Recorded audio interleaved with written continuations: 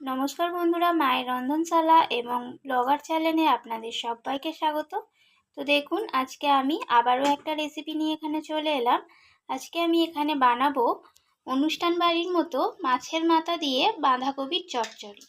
তো তার জন্য আমি একটা বড় সাইজের বাঁধাকপিকে এইভাবে একদম স্লাইস করে, এইভাবে একদম চিড়ে চিড়ে করে বাঁধাকপিটাকে আমি কেটে নিয়েছি। তো বাঁধাকপিটা কেটে নিয়েছি, একদম এখানে ধুয়ে পরিষ্কার করে নিয়ে চলে এসেছি। আর এখানে আমি বাঁধাকপিতে দেওয়ার জন্য এখানে আমি দুটো বড় সাইজের আলু এইভাবে টুকরো করে, একটু বড় করে, খুব বেশি বড়ও না আবার খুব বেশি ছোটও না, এইভাবে মাঝারি সাইজ করে এইভাবে কিউব আকারে আমি আলুটাকে কেটে নিয়েছি। আর তার সাথে একটা বড় পেঁয়াজ এখানে আমি একদম ছোট ছোট টুকরো করে পেঁয়াজটাকে কেটে নিয়েছি। আর এখানে হচ্ছে একটা টমেটো, বড় সাইজের টমেটোটাকে এইভাবে ছোট ছোট করে টুকরো করে এটাও কেটে নিয়েছি। আর এখানে আমি বাটিতে নিয়েছি মটরশুঁটি, আর এখানে কয়েকটা কাঁচা লঙ্কা। আর তার সাথে এখানে আমি নিয়েছি একটা গোটা রুই মাছের মাথা। তো মাথাটাকে আমি দুটো এরকম পিস করে আমি মাথাটাকে নিয়েছি। তো চলুন এরপর দেখা যাক পরবর্তী স্টেপটা, আমি রান্নাটা কিভাবে করছি সেটা দেখানো যাক। তো বাঁধাকপিটা আমি রান্না করার জন্য প্রথমে আমি কড়াইতে সর্ষের তেল দিয়ে দিয়েছি। আর তেলটা এখানে গরম হয়ে গেছে, এরপর আমি মাছের মাথাগুলোকে ভেজে নেব।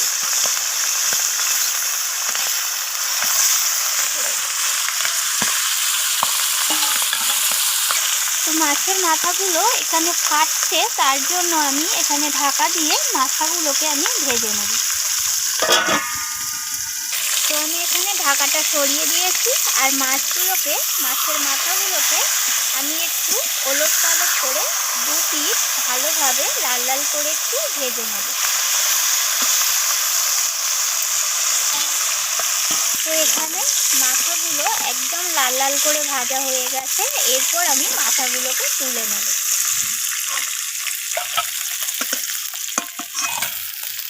এরপর আমি ওই একই তেলের মধ্যে কেটে রাখা আলুগুলোকে লাল লাল করে ভেজে নেব।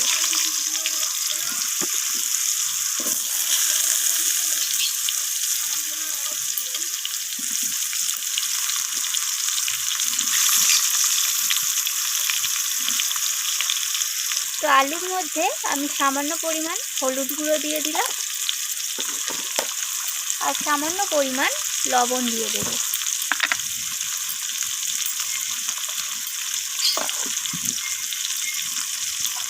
তো লবণ আর হলুদটাকে দিয়ে এইভাবে নাড়াচাড়া করে আমি ভেজে নিচ্ছি আলুটাকে।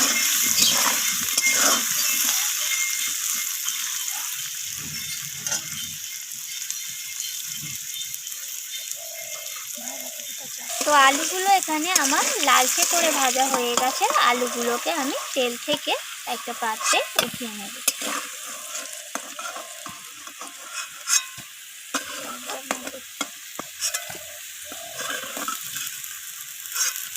এরপর ওই একই তেলের মধ্যে আমি ফোড়নে দিয়ে দিলাম সাদা জিরে, আর দিয়ে দিলাম দুটো তেজপাতা,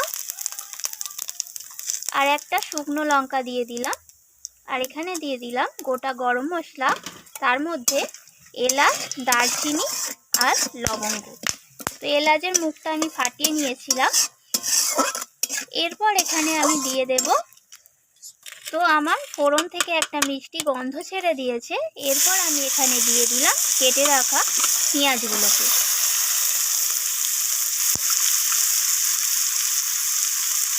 তো এখানে আমি যেহেতু মাছের মাথা দিয়ে বাঁধাকপির চচ্চড়িটা বানাচ্ছি, সেই কারণে এখানে পেঁয়াজ কুচো একটু দিতে হবে। তো এখানে যদি নিরামিষ বানাতাম সেখানে আর পেঁয়াজ কুচোটা লাগতো না। পেঁয়াজটাকে আমি একটু হালকা বাদামি রং ধরা পর্যন্ত এখানে ভেজে নেব। তো এখানে পেঁয়াজটা আমার ভাজা হয়ে গেছে আর পেঁয়াজের রংটা বাদামি রং চলে এসেছে। এরপর এখানে আমি দিয়ে দিলাম হলুদ গুঁড়ো, আর দিয়ে দিলাম এখানে লাল লঙ্কার গুঁড়ো। অবশ্যই ঝালটা আপনাদের স্বাদ অনুযায়ী আপনারা দেবেন। আর দিয়ে দেব এখানে জিরের গুঁড়ো।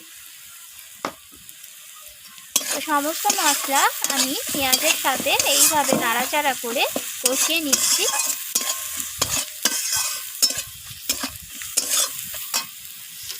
এরপর এখানে আমি দিয়ে দেব আদা বাটা, হাফ চামচের মতো আমি এখানে আদা বাটা দিলাম।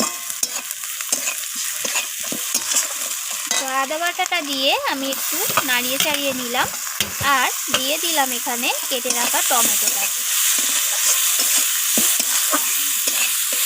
তো এরপর আমি এখানে দিয়ে দেব স্বাদ মতো লবণ।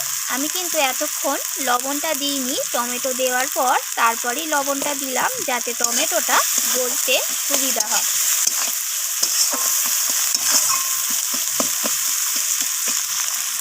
এরপর আমি এখানে দিয়ে দেব মিষ্টি, চিনি দিলাম।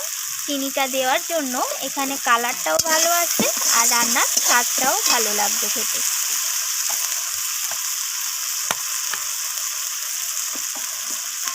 তো আমি সমস্ত কিছু ভালোভাবে কষিয়ে নিয়েছি। এরপর আমি এখানে দিয়ে দেব ভেজে রাখা আলু আর মাছের মাথাটাকে।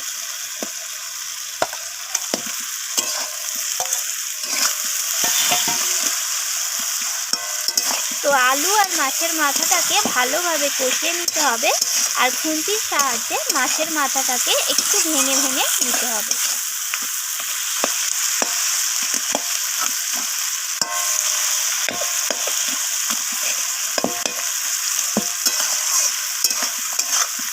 তো এইভাবে বেশ খানিকক্ষণ সময় ধরে কষাতে থাকতে হবে।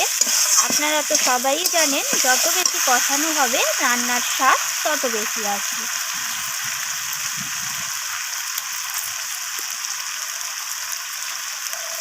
তো দেখুন সমস্ত কিছু মশলা আর মাছের মাথা আলুটা কষাতে কষাতেই একটা সুন্দর কালার আসতে শুরু করে দিয়েছে আর মশলা থেকেও অনেকটা তেল ছাড়তে শুরু করেছে। দেখুন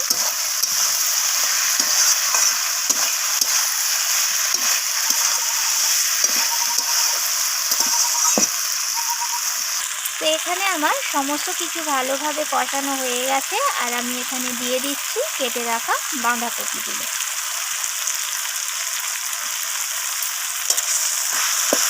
তো বাঁধাকপিটা আমি দিয়ে এইভাবে সব কিছুর সাথে কষাতে থাকছি।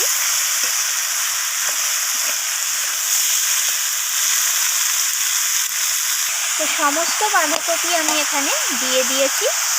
এরপর এইভাবে অনবরত আমি নাড়াচাড়া করতে থাকবো বাঁধাকপিটাকে।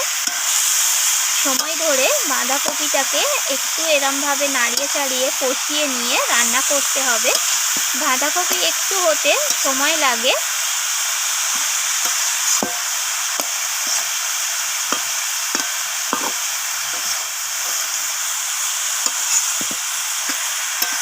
তো দেখুন এখানে বাঁধাকপিটা কষাতে কষাতে কতটা কমে এসছে আর এখন কিন্তু আমার উনুনের জালটা একদম কম করা আছে।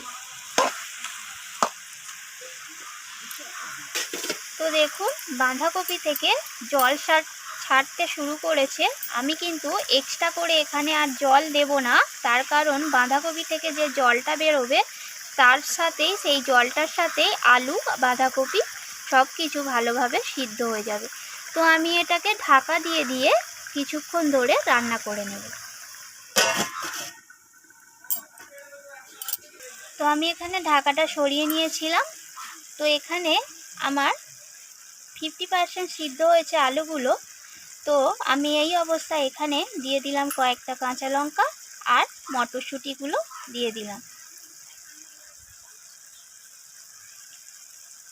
তো কাঁচা লঙ্কা আর মটরশুঁটিটা দিয়ে আমি আবারও নাড়াচাড়া করে মিশিয়ে নিচ্ছি।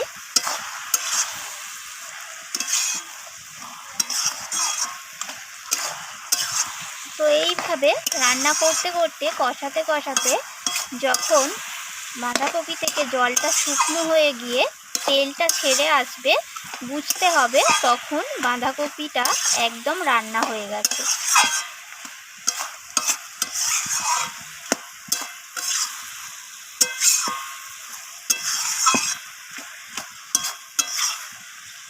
তো আমি আবারও ঢাকা দিয়ে বেশ খানিকক্ষণ রান্না করে নেব।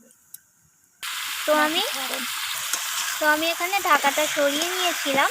তো ঢাকাটা সরিয়ে নিয়ে চেক করলাম, এখানে আমার আর কিছুটা টাইম লাগবে বাঁধাকপিটা একদম রেডি হওয়ার জন্য। তো আমি এটাকে আবারও কিছুক্ষণ সময় নিয়ে একটু রান্না করে নেব ঢাকা দিয়ে, তারপর আমি ফিরে আসছি। এখানে ঢাকাটা সরিয়ে নিয়েছি আর জলটা শুকনো হয়ে গিয়ে তেল ছাড়তে শুরু করে দিয়েছে। তো বাঁধাকপিটা এখানে আমার রেডি হয়ে গেছে। তো এই পর্যায়ে আমি কিছুটা সানরাইসের শাহি গরম মশলা উপর থেকে ছড়িয়ে দিলাম আর বাঁধাকপির সাথে গরম মশলাটাকে মিশিয়ে নেব। তো দেখুন বাঁধাকপির কালারটাও কিন্তু দারুণ এসছে। তো এরপর আমি পরিবেশন করে তারপর আমি আপনাদের সাথে শেয়ার করছি। তো দেখুন এখানে তৈরি হয়ে গেল মাছের মাথা দিয়ে অনুষ্ঠান বাড়ির মতো বাঁধাকপির চচ্চড়ি। তো রান্নাটি কেমন লাগলো অবশ্যই আমাকে জানাবেন, আর এইভাবে আপনারাও বাড়িতে ট্রাই করবেন। আর রান্নাটি যদি ভালো লেগে থাকে একটা লাইক করে দেবেন, কমেন্ট করে জানাতে ভুলবেন না, আর আপনাদের বন্ধুদের সাথে শেয়ার করে দেবেন। চ্যানেলটিকে সাবস্ক্রাইব করে চ্যানেলটির পাশে থাকবেন। আবারও ফিরে আসবো অন্য কোনো রেসিপি নিয়ে। আজকের মতো এইটুকু। ধন্যবাদ বন্ধুরা।